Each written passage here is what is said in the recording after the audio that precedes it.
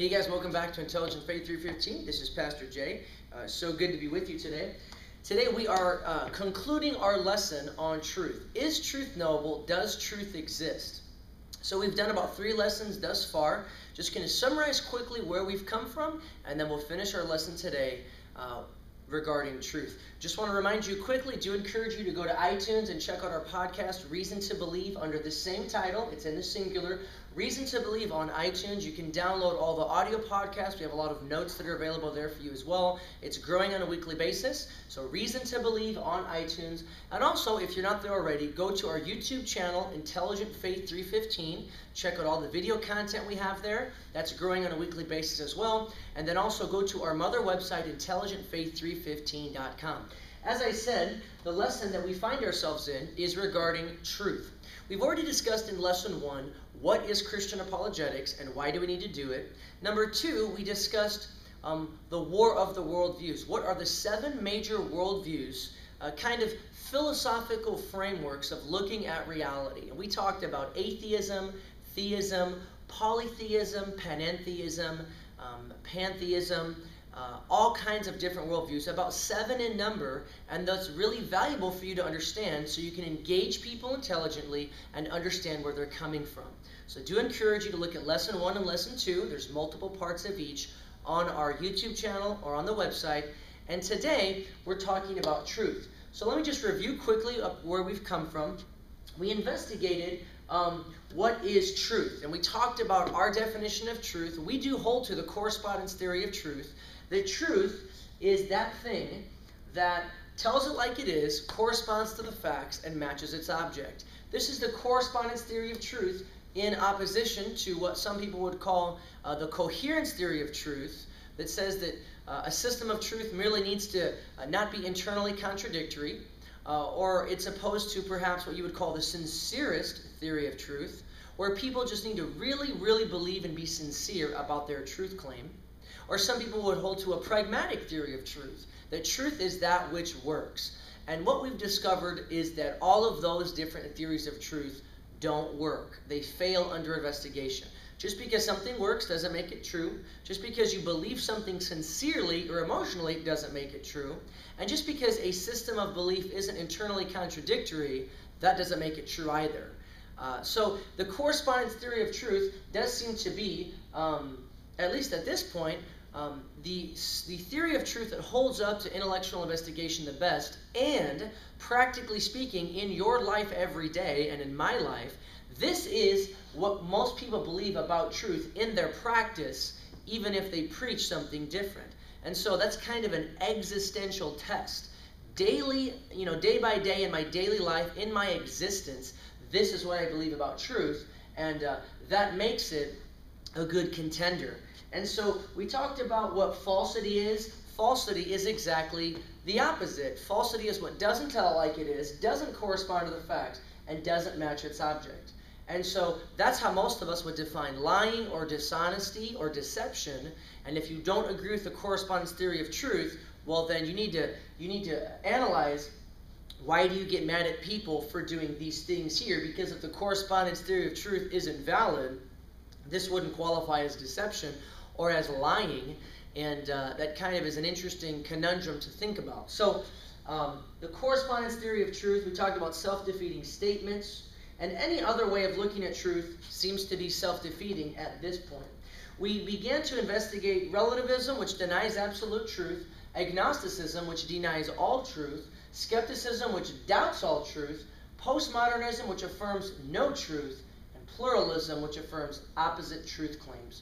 So again, some people would call these theories of truth or just ways of looking at reality, but of course they do all have a view of truth in their system, and so we've been analyzing them and investigating them primarily to see if they are self-defeating or self-contradictory.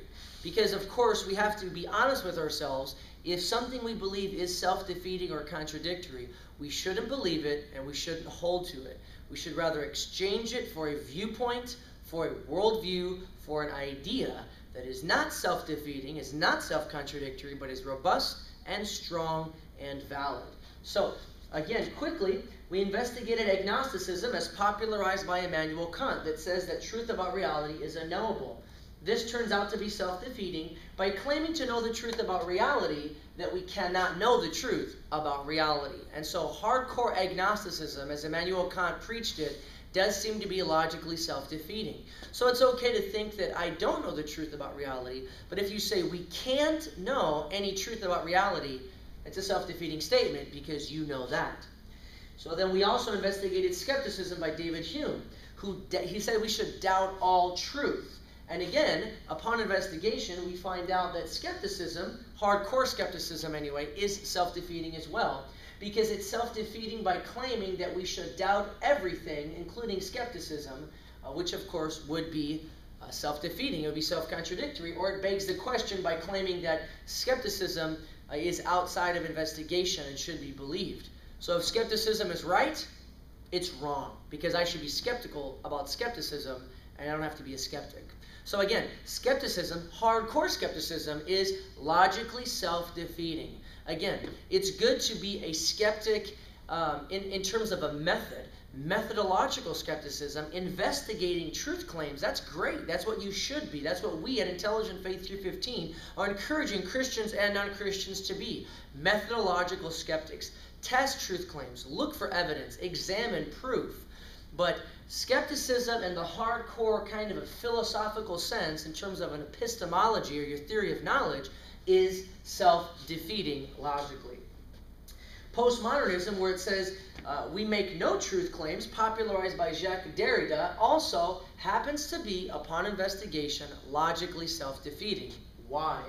Well, either it claims to be true and is thereby self-defeating, or else it makes no truth claim and it's not even in the ballgame of truth.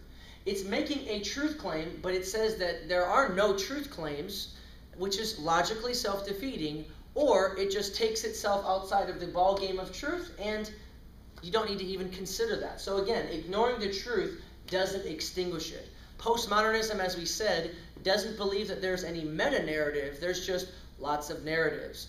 You know, the only problem with that is that should you believe the truth claims of postmodernism, because they say there is no truth claims, but yet they're making a claim to truth.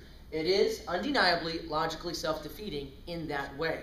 And again, don't be surprised or doubting the fact that there can be an idea in the university, in academia, that is logically self-defeating or contradictory, but still be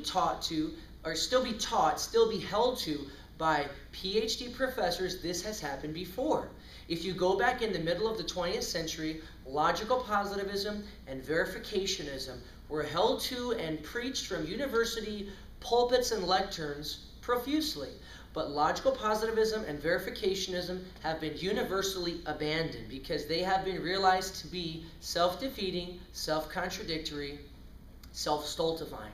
So don't be shocked at the possibility of thinking that something such as postmodernism, which is very popular today, that even though it is self-defeating, it could be held to in the university unbeknownst to the professors.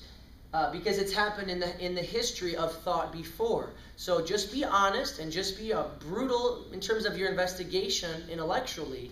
If it is self-defeating, it should be abandoned and jettisoned. Okay, so it does appear to fail that test.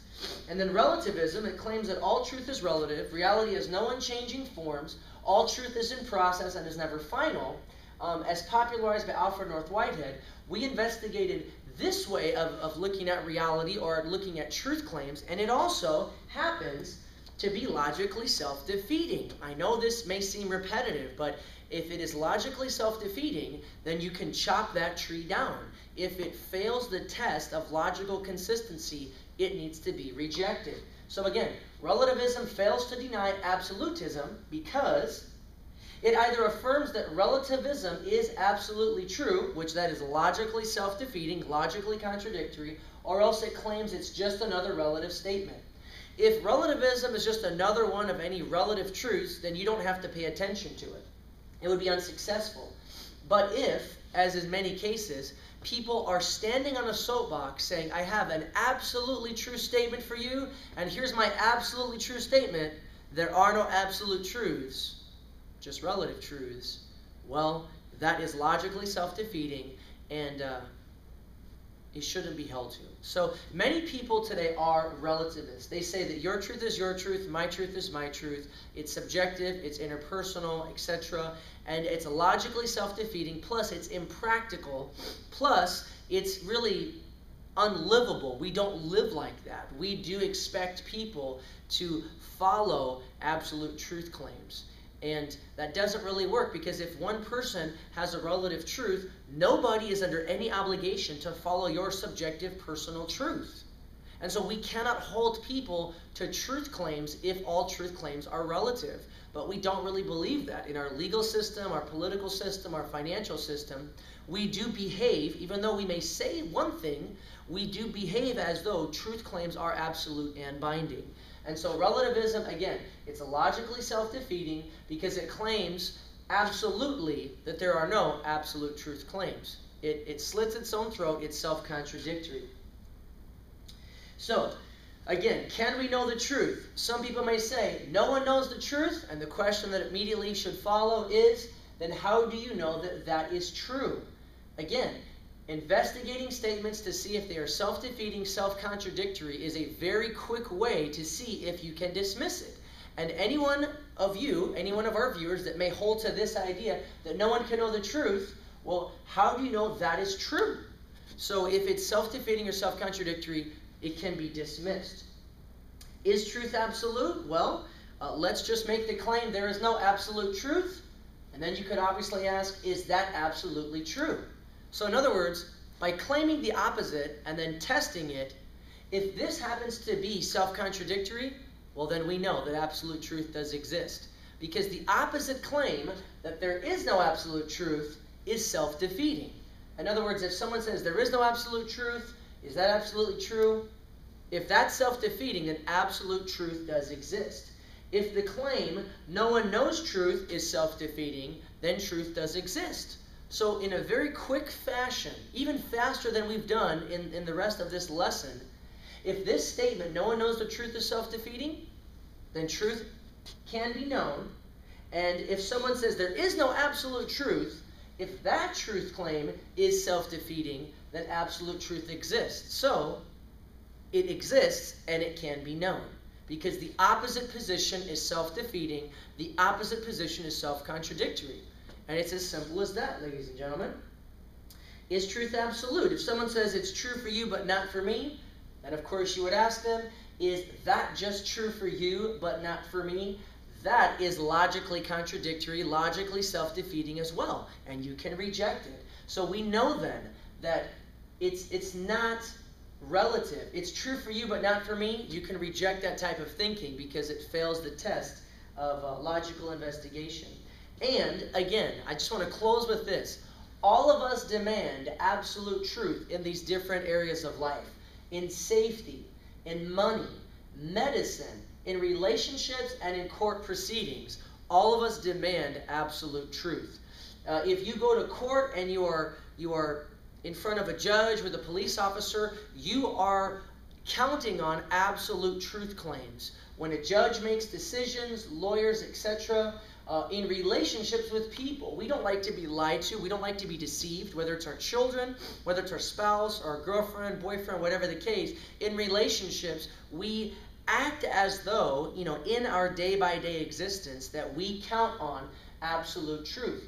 In medicine and money and in safety, we expect when we are told things that that's an absolute true statement, I can trust it. If a doctor tells you, well, it's relatively true that this medicine will work for you. There are really no truth claims, but go ahead and take these drugs and let's see what happens. You don't operate like that. And so the point to consider here is that intellectually, maybe you're having a hard time with what we've said. Maybe it's hard for you to accept that logically or intellectually, those ways of looking at truth are self-defeating. But another way to examine this, and another way to test it, is in your practice, in your day-by-day existence. Existentially, we do all demand absolute truth in our day-by-day practice. And that is another good indicator that absolute truth exists and it can be known. So everyone really does believe in absolute truth.